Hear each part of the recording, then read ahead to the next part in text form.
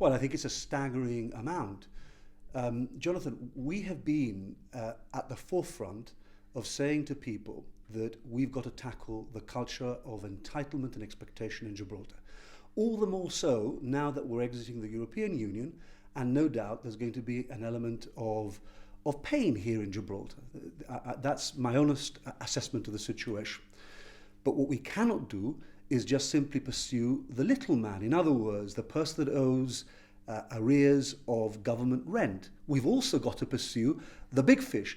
And these are staggering amounts of money. And what we want is for the government to explain what the government is doing in relation to recovery of this debt. Well, presumably these debts are historical. They can't have just been accumulated in the last 4 or 5 years. Well, we don't know. Those are the questions that we're now asking the government. In order to qualify as arrears, they've got to be owed for more than 3 months. So we know that at least that there are accumulation of arrears of 3 months, because otherwise they wouldn't be classified as arrears. Now, you've been specifically asking about the top 30 debtors in Gibraltar in respect of each of the categories. Are you going to be asking about the rest of the iceberg, so to speak?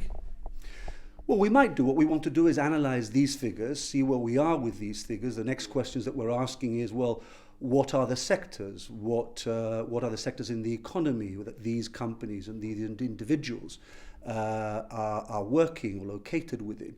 Those are the types of questions that we're going to be asking, as well as the question, well, how long have they been outstanding? So once we've analysed the figures, then of course we'll publish a further analysis on them. You indicated in a press release earlier this week that you'd be asking about the situation with the Sunbourne Hotel when Parliament convenes this week.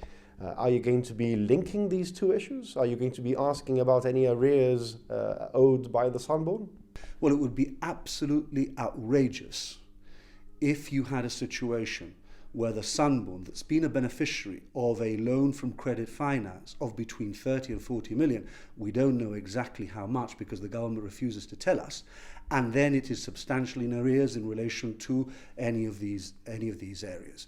So of course it is something that we're going to probe, not specifically in relation to the Sunbourne, but in relation to anyone who has been provided a loan from Credit Finance Company Limited. I don't hold my breath, I have to say, because the government has consistently been opaque about anything relating to any of the loans that have been provided by Credit Finance Company Limited. Well, you mentioned in your press release about the 30 million owed by the government to taxpayers in PAYE returns. Why is this relevant to this discussion? Well, because the government owes £30 million to taxpayers in tax rebates. It's said in the budget that it's only going to be paying this year 10 million out of that, so 20 million will be outstanding. And I think it's not fair that you're a taxpayer in Gibraltar, you owe nothing to anybody, including to the government, but the government owes you a tax rebate, and then we find that there are people that are owing a substantial amount of money. There has to be fairness across the board, and people have to pay their fair share.